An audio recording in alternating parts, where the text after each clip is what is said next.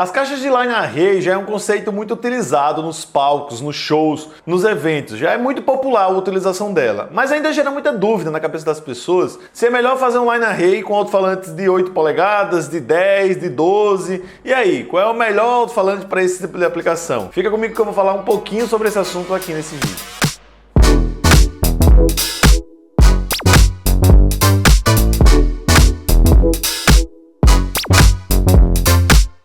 Fala aí, gênio! Renan Lopes aqui do Projeto Estudo do Áudio. Seja muito bem-vindo a mais um programa Resposta com Frequência e que a gente tira dúvidas dos nossos seguidores. Quem me acompanha lá na rede social vizinha, no Instagram, vou deixar ele aqui, renanlopes.audio, sabe que toda segunda-feira eu abro uma caixinha de pergunta para poder responder a galera quais são as dúvidas mais corriqueiras. E aquela dúvida que eu acho bem interessante e eu trago ela aqui para o YouTube para a gente poder discutir um pouquinho mais e falar sobre esse assunto. Bem, das diversas dúvidas que surgiram, eu tive bastante pergunta sobre os sistemas de line array. Acredito que é porque a gente tem falado bastante nos últimos tempos sobre o projeto de caixa acústica, principalmente desse tipo de arranjo vertical. E uma das dúvidas veio aqui do Kaique Silva 02, que ele pergunta qual seria a line ideal, falantes de 8, de 10 ou de 12 polegadas, tá? Kaique, eu peguei tua pergunta porque bastante outras pessoas perguntaram sobre isso e é comum aqui, a gente recebe diariamente perguntas de nossos seguidores querendo saber qual é o melhor projeto para ele. Mas antes de mais nada, é interessante que a gente entenda um pouquinho sobre o conceito de line array, principalmente se você é novo aí no tema e acabou encontrando esse vídeo para poder entender um pouquinho mais sobre os projetos de line array. A gente basicamente tem dois tipos de sistemas, tá? Que se relata basicamente pela propagação desses sistemas, que são os sistemas point source, ou seja, aquelas caixas convencionais que a gente está acostumado a trabalhar, que é um falante, um driver, ou seja, não tem exatamente um arranjo composto para empilhamento. Então é aquela caixa convencional, basicamente como essa que a gente tem aqui no fundo do vídeo. Qual é a ideia dessa caixa que é a point source? O som que sai dessa caixa, ela sai como se fosse um formato de uma bola, uma esfera grande, se propagando ao redor dessa caixa. O que acontece é que, pelos princípios da física, esse tipo de som que se propaga para todos os ambientes, ele tem um decaimento de 6 dB a cada dobro da distância. Então, por exemplo, se eu tiver 1 metro da caixa e estiver ouvindo, 100 decibéis, se eu me afastar para 2 metros, ou seja, o dobro da distância, essa intensidade sonora cai 6 decibéis e vai ali para 94 dB. Se eu sair de 2 metros e for para 4, ou dobrar a distância novamente, eu caio mais 6 decibéis e vou ali para os 88 dB. Isso é um princípio físico, tá, gênio? Não acontece exatamente só numa caixa de som. Acontece em qualquer tipo de som que estivesse propagando pelo ambiente. Seja um martelo batendo no chão, ou uma madeira, qualquer barulho que você crie, ele tende a ter uma propagação com o formato de uma esfera. Ou seja, ele se propaga igual para todas as regiões. É claro que se eu estiver falando de frequência alta, ela é direcional. Então ela não se propaga exatamente como uma bola,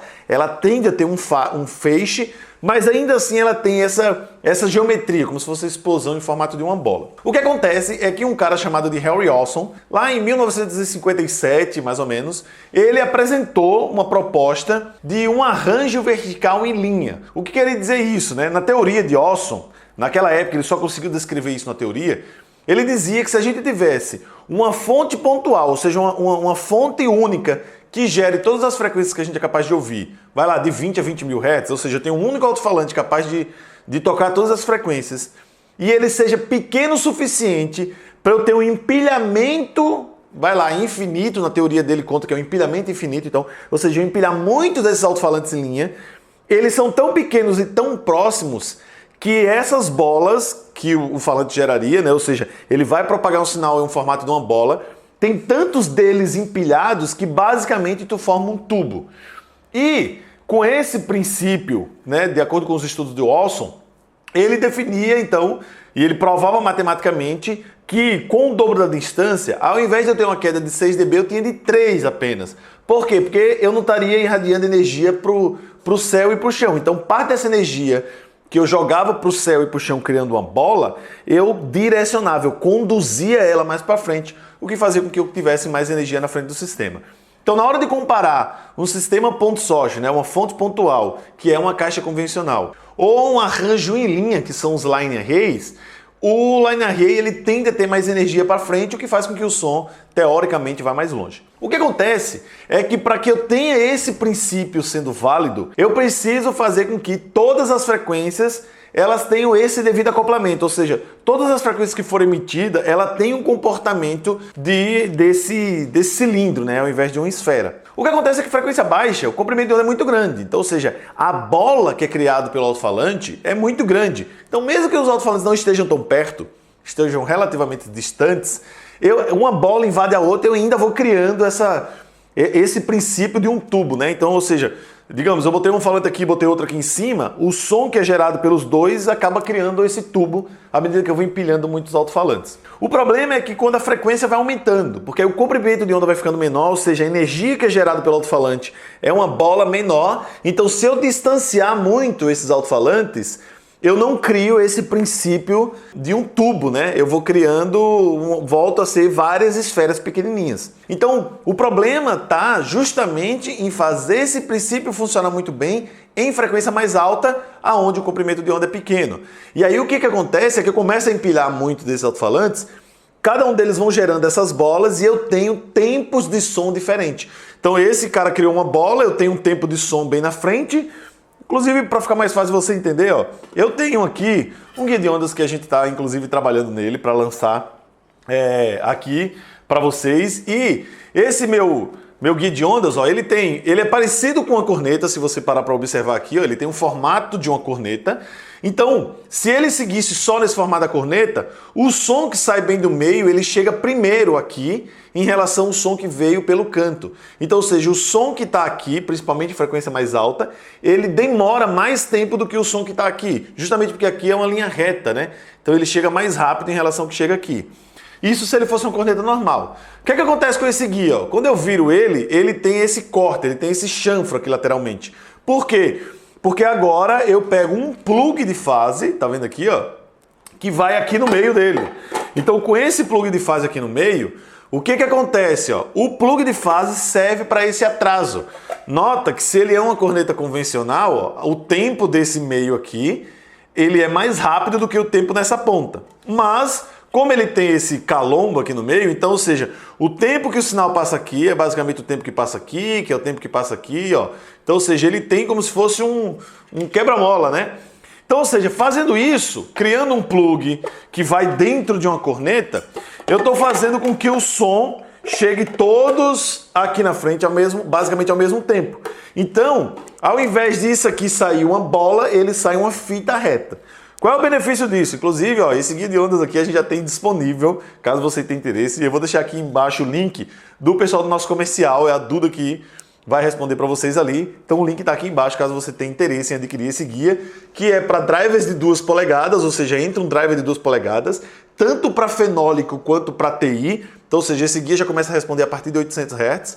Então você pode usar fenólico ou drivers TI e ele converte para uma altura de 24 centímetros, que é um alto-falante de 10 polegadas. Então, tem contato aí embaixo caso você queira adquirir esse nosso guia de ondas que vai já com um plugzinho de fase aqui dentro. Então, qual é o benefício disso aqui?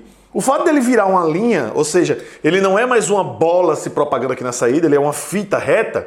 Na hora que eu colocar outro guia aqui embaixo, então eu tenho várias fitas retas saindo desse som. Então, ou seja, eu começo a ter essa propagação vira um cilindro, ao invés de uma esfera, se propagando para todo o ambiente. Então eu não gasto energia para o céu e não gasto energia para o chão, certo? Então o primeiro ponto que é importante que você entenda. Frequências mais altas eu tenho uma certa dificuldade de acoplamento, porque o comprimento de onda é muito pequeno. Aqui, ó, o que eu faço? Se eu pegar um driver que é grande para emitir alta frequência, eu não consigo aproximar mais eles por causa da limitação física. Então eu consigo ter os drivers distantes, porque eles são grandes, mas o guia de ondas acerta esse tempo, que é como se eu tivesse vários outros drivers pequenininhos aqui na frente. Só que menor, né? Ou seja, então todo mundo chega basicamente ao mesmo tempo. Então eu consigo ter um empilhamento de alta frequência com todo mundo ao mesmo tempo. Bem, gente, depois de toda essa teoria, vamos entender uma coisa aqui. A gente já viu que a dificuldade maior é o acoplamento de alta frequência, em que o comprimento de onda é um pouco menor. Então, respondendo a pergunta lá do Kaique, eu diria o seguinte, ó, frequência baixa, eu desloco muita massa de ar porque o comprimento de onda é grande. Então, eu precisaria de falantes grandes. Então, por exemplo, eu particularmente gosto de falantes, por exemplo, de 12 polegadas, que ele possa descer bastante. Então, a minha caixa lá de line, que fica pendurado assim na vertical, ela tem baixa frequência lá mesmo que eu tenho um alto-falante de 12. O problema é que o falante de 12 ele é grande ao ponto de eu ter uma distância em relação ao outro alto-falante de 12 polegadas. Então quer dizer que eles não têm esse acoplamento até frequências mais altas. Uma hora, o 12 vai gerar uma onda que não encontra com a outra onda gerada pelo outro 12.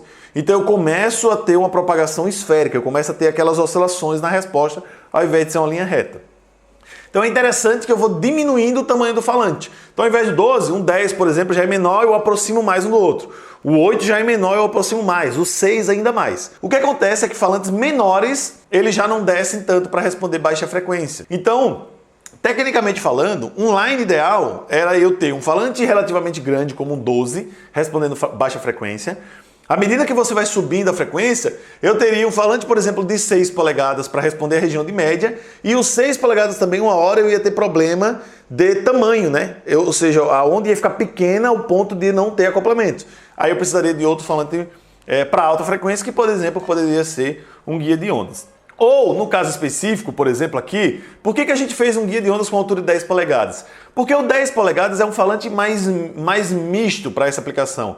Eu consigo ter uma área de Conley relativamente grande, que consegue descer um pouco, óbvio, não tanto quanto um 12 desceria, mas ele consegue subir um pouco mais acoplado do que um 12, mas ele não sobe tanto ao ponto de buscar, por exemplo, um drivers um pouco menor. É por isso que um guia grande, por exemplo, ele consegue descer mais para conseguir uma transição boa com 10 e usando um driver TI ele sobe bastante.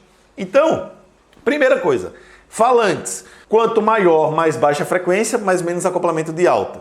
Quanto menor, menos baixa frequência, mais acoplamento de alta. Na alta frequência, eu posso ter drivers de 2 polegadas com garganta grande, então ele é muito bom para descer, mas ele vai ter uma certa dificuldade para subir. Ou eu posso ter drivers menores, como de 1 polegada, né? A gente também está desenvolvendo um guia para drivers que entram 1 polegada, então ele é menorzinho.